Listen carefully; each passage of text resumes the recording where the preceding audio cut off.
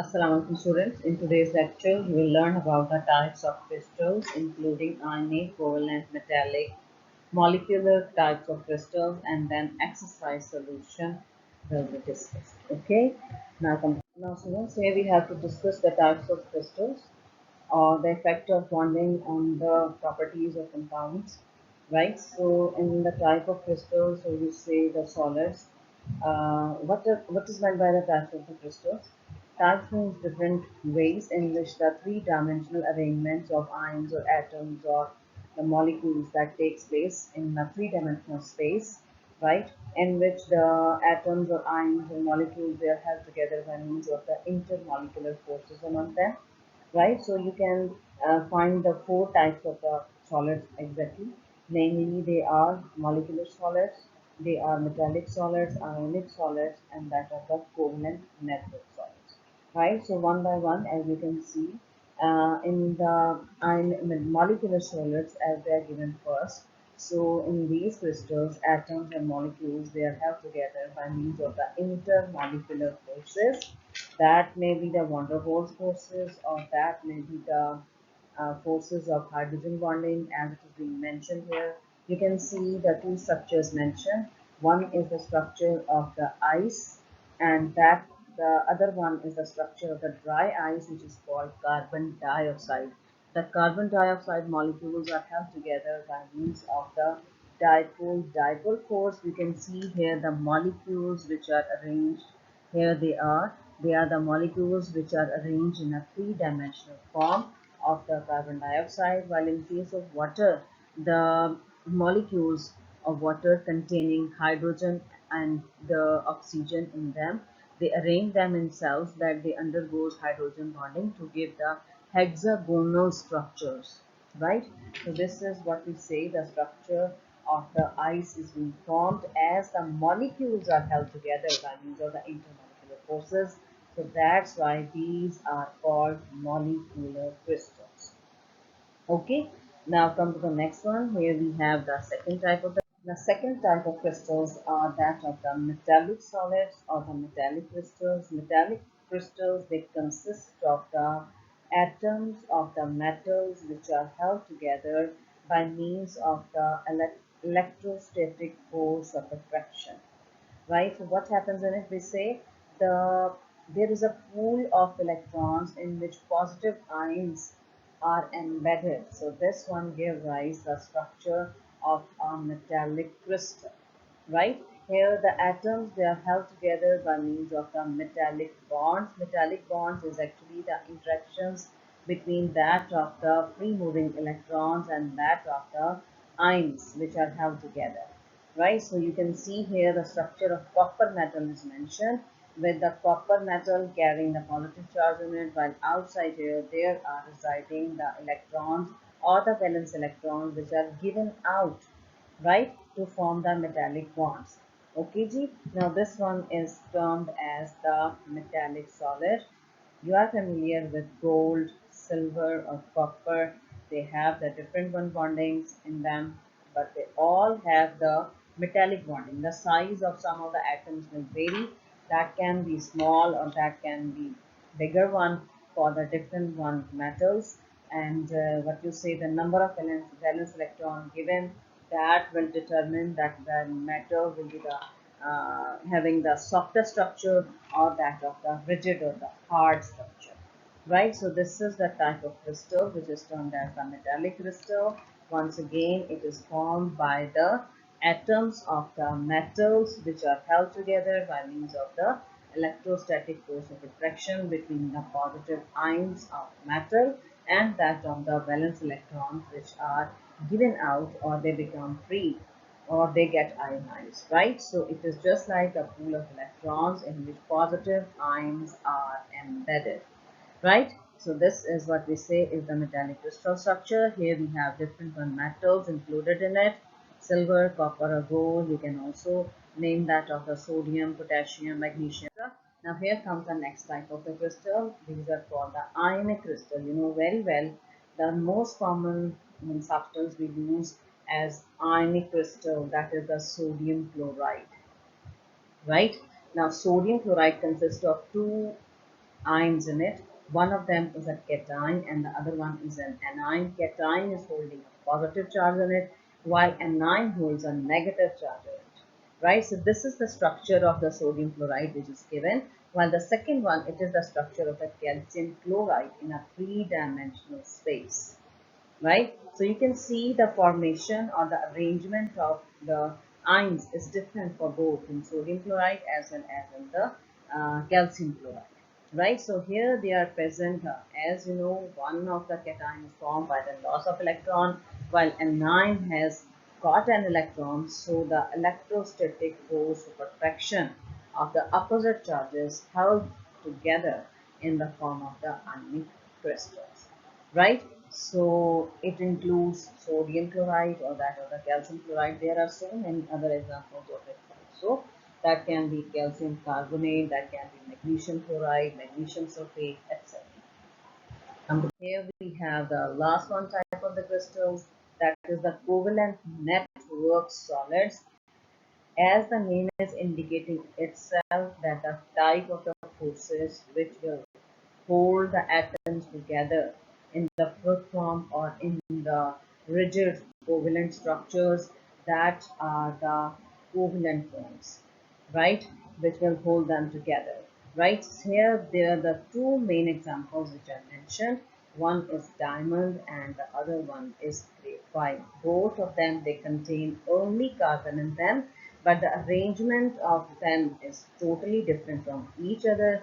Diamond forms a three-dimensional tetrahedral structure, while graphite forms a large network of the hexagonal structure, right? One is layered, the other one is a three-dimensional tetrahedral geometry. Now here's the structure mentioned on the slides. Here you can see the central carbon atom is linked further with the four carbon atoms, and so on. They are further linked together to give a tetrahedral geometry in which there are each carbon's atoms which are sp3 hybridized, and it has a very high melting point, right, more than that of the 3000, as the slide is mentioning itself, that it sublimes at 3500 degrees centigrade or maybe above this temperature, right? So you can say that diamond and graphite both are the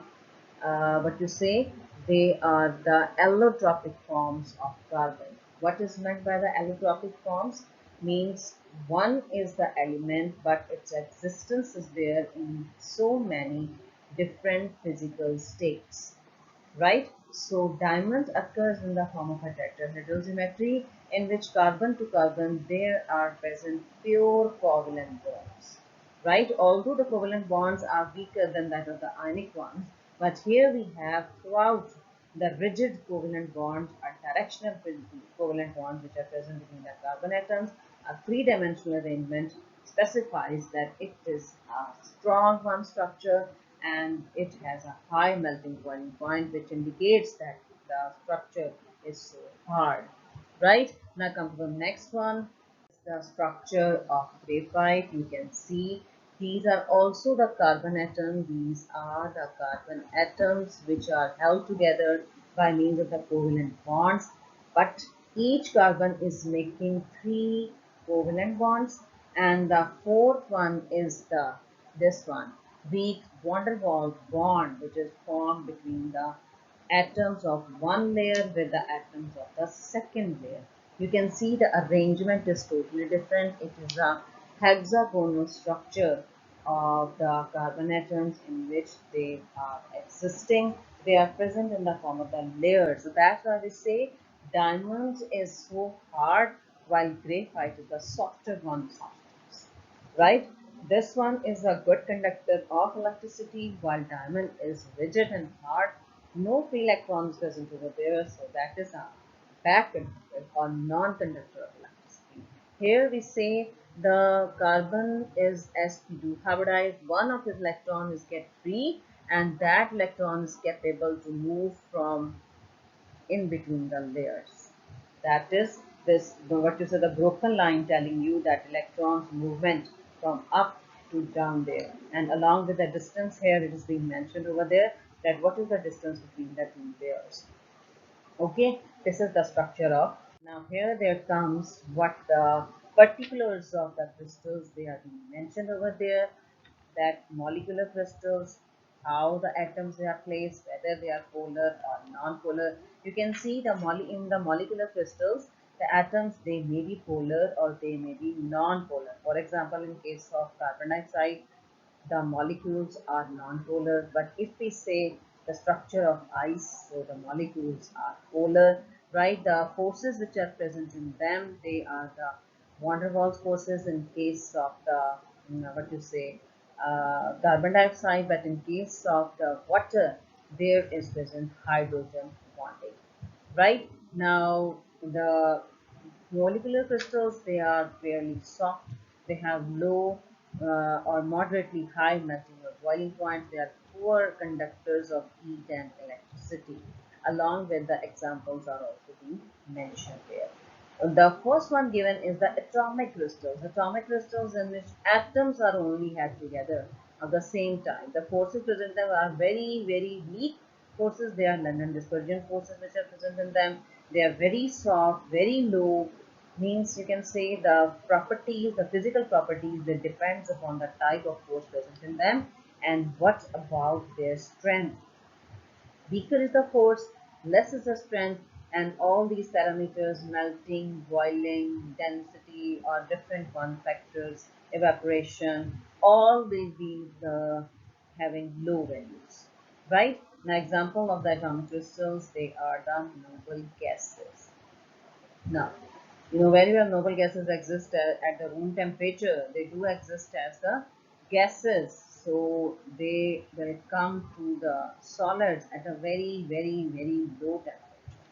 Right? Now then next one is the ionic crystals, which are formed of positive or negative ions, cations or anions they are called. So they are held together by means of the electrostatic force of attraction of cations and anions, and they are termed as the ionic bonds. They are strong bonds, so they have high melting and boiling points, right? So they are poor conductors of electricity when they are in solid state, but if you are going to make up the solutions, or you are going to break them or decompose them or you melt them, they are going to convert into the ions, so that now they become the electrical conductors because of the presence of the ions in them, which are responsible for the conduction of electricity. Right? Now then there comes that of the covalent crystals. As I told you earlier, they are atoms or they are being held together by means of the covalent bonds.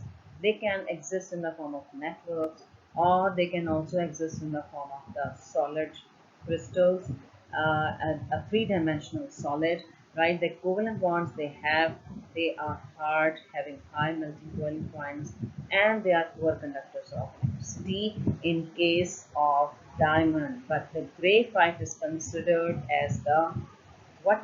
It is considered as the conductor of electricity. Graphite is used as an electrode in the electrolytic processes, right? So diamond is being rigid and hard, although it has covalent bonding as I told you earlier, but it gives it a very special structure and it becomes hard that its melting point is so high. Right. Now the next one is that of the metallic crystals, in which cations are held by means of the electron clouds, that we say that ions they are surrounded by the moving electrons around them, right? So the force of attraction holding these two species together, that is termed as metallic bonding. They may be soft or may be hard, depends upon how many number of electrons they are being given out as the valence electrons, right? So these are the structures which are formed by means of the metallic bonds, and the different metals they hold the metallic bond. Righty, there comes the exercise, and now here the first part is the bond energies of fluorine, bromine, and iodine are 37, 58, 46, and 36 kilocalories per mole. So which one is the strongest bond? Ultimately, it is the chlorine which is having the 58 kilocalories per mole of energy, right? The percentage of ionic character of the bond between two atoms is calculated from the difference between their electronegativities, right? Now this is the true answer. The next one is the geometry of the PF5 molecule is as there are present five paired electrons which are responsible for the trigonal bipyramidal geometry of the PF5 as it holds AB5 type, right, of the molecule is this one.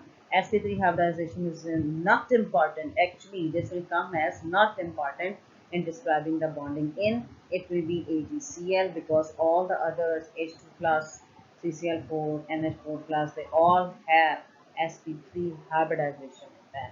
The next one is greater is the dipole moment. Then what will be the greater one?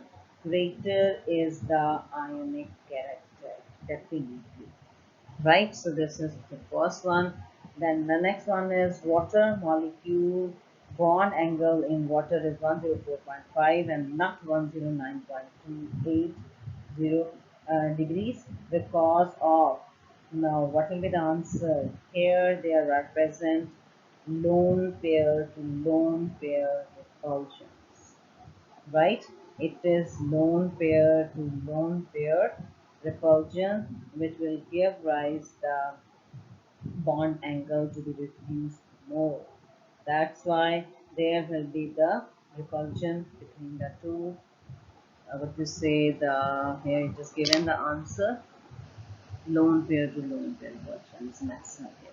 It has the maximum, what you say, influence. Okay. The next one is a diatomic molecule has a dipole moment of 1.2 d if its bound distance is 1.0 angstrom.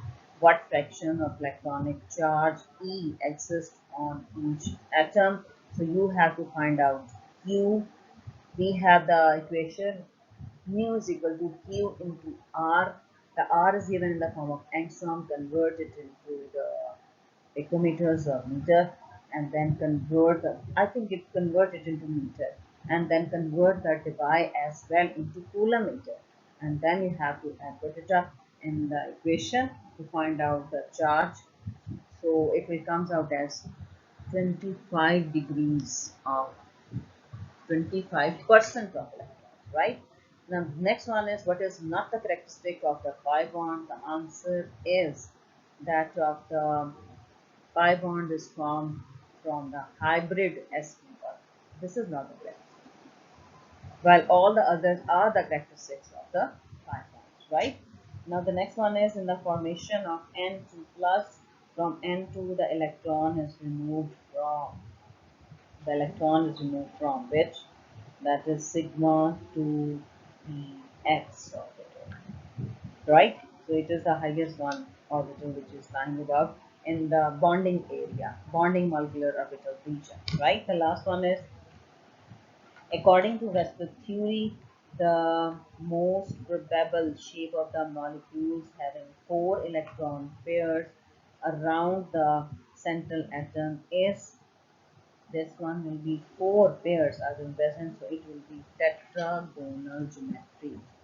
It will be tetragonal geometry. Four are present. So do remember this one. This is what we say. Next one is the question. We say it's a table being given. You will find there that the calculated values of HX bond energies are given and observed values of HX bond energies are given. Once considered chlorine instead of halogen, and on the other side considered the iodine as a halogen. So you can have the formation of HCl as well as HI in the formation. So what the questions are, give reason for the difference in the calculated values and the observed values. Here you can see the calculated value for HCl is given, that is 336, while the observed or the experimental is 431. The difference is because there is a difference of electronegativity between hydrogen and chlorine. So that's why the core pair is more attractive towards that of chlorine as compared to hydrogen, making the bond length short, and the shorter the bond length, stronger will be the bond. and greater is the amount of energy to break it, right? The difference of these two energies is 95, right? It's a large difference. Now, in case of HI formation, the calculated one is 291, while the observed one or the experimental one is 299 in the formation of the HI molecule. And the difference comes out only 0.8. Why not here too much? Is the difference. The reason is iodine is having very low electronegativity as compared to chlorine. Bond length will be so large in between hydrogen and iodine, so we can say that there will be the larger strength, length of the bond, and there will be the less amount of energy required to break this bond. So that's why there is a less difference of energy between them. Okay. Now come to the next one. Here we have the second question, effect of high bond energy on bond length with reason. That's I told you earlier that the bond energy is related to bond length. Larger is the bond length and smaller is the energy, and smaller is the bond length, then higher will be the energy. The last one is ionic character on the basis of bond energies with reason. So ionic character lies in the difference of the electronegativity between the two bonded atoms, right? It comes out from that of the dipole moment. Okay, so it is observed here that for HCl, the ionic character is large as the difference of electronegativity between, while that between that of hydrogen and iodine, the electronegativity difference is small. So that's why the ionic character is also less in this case, right? So next one is given. These are the answers to these questions which I have mentioned earlier, that all the three reasons are being mentioned on this page.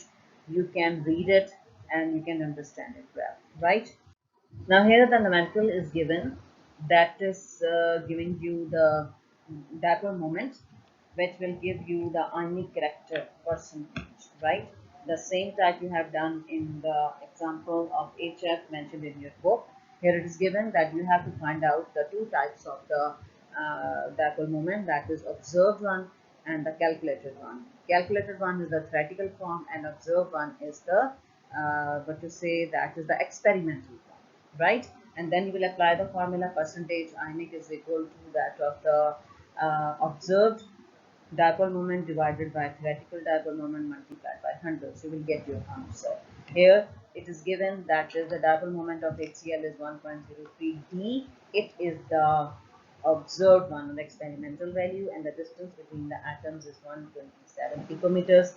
Calculate the percentage ionic character of the HCl bond.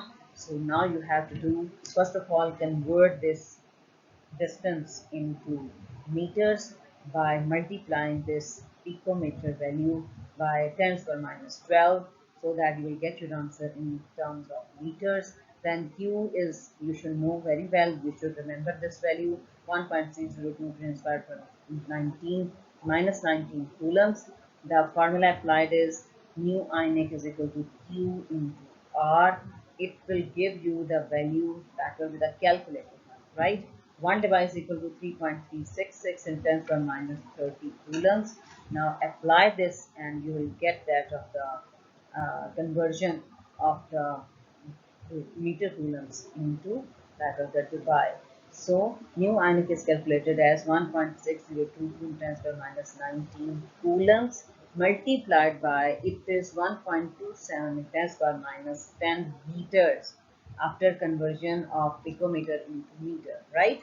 Now here the value comes out to 0.034 multiplied by 10 to the minus 29 meter coulombs. Convert it into debye by dividing this value with the above mentioned 3.366 in 10 to the minus 32 meters, right? So the debye value is 6.0995. It is your theoretical value. So nu observed divided by nu ionic will give you the value. It is 16.9 approximately, or 16.88, right? It means it is not so, it is polar molecule, that is HCl is a polar molecule, but the electronegativity difference is not too much, right? Or we just say that ionic character is not too high, so it is a covalent bond. You cannot say it is a pure covalent bond, but it is a polar covalent bond, right? Now come to the next one. Here we have the melting point, boiling point, heat of vaporization, and heats of sublimation of electrovalent compounds are higher as compared with those of the covalent compounds. Electrovalent compounds are also termed as ionic compounds. You know very well in the electrovalent compounds, or this is the ionic compounds, they are held together by means of the cations or that of anions, right? So the electrostatic force of attraction between them is very high, and they are so rigid as compared to that of the covalent compound. Just think about that of the water molecule or the carbon dioxide, which are held together in the form of ice. कितना जल्दी ice melt हो जाती है, but if you say sodium chloride, can it melt? No, it requires a temperature of up to 800 degrees centigrade to melt, right? So this is what we say the melting boiling points or the vaporizations or the heat of sublimation. You know what is meant by heat of vaporization? The amount of energy is required to convert 1 mole of a substance into vapor, that is called heat of vaporization, and the amount of heat required to convert 1 mole of the substance into the solid, from solid to the gaseous state. This is called the heat of sublimation, right? So these are values which are high due to the difference of the intermolecular forces between that of the compounds. The electrovalent forces are present in ionic compounds, while covalent compounds, they have different intermolecular forces in them. There may be covalent bonding, there may be hydrogen bonding, there may be dipole-dipole forces or weak one-to-one forces, right? So this is making a difference between these two, which will give rise the difference in their melting boiling or the other parameters, right? Ji? Now come next one. Here the last is given the difference between sigma bond and pi bond. Read it well. It is formed by means of the sigma bond is formed by the overlap of the atomic orbitals, which gives the linear overlap, a head-on overlap, while the pi bond is formed by the lateral overlap or sideways overlap of the p orbitals, right? In sigma bond, there is involvement of s to s orbital overlap. There can be possible s to p or p to p, only first one bond is possible. But the pi bond is always formed after the formation of the sigma bond, so that there is only involvement of the p orbitals, right? Now here the electronic cloud is lying above or below the plane, while in case of sigma bond it is lying on the central plane. Sigma bonds are stronger one as compared to the pi bonds. Free rotation is possible in sigma bond, but no free rotation is possible in the pi bonds. Right? So this is all about that of the sigma and pi bonds. The last question is left, that is the you have to draw the molecular vector diagrams of lithium molecule, lithium plus one, lithium minus one, and then you have to differentiate which one is more stable and why, and which one is paramagnetic in nature. Otherwise, the question of oxygen I have also already mentioned in the lecture, so you can get it from there. It is, you can say, the last question, that is your assignment. You have to do it right in the class, and then you can tell me or you can give your response on WhatsApp. Okay, Allah.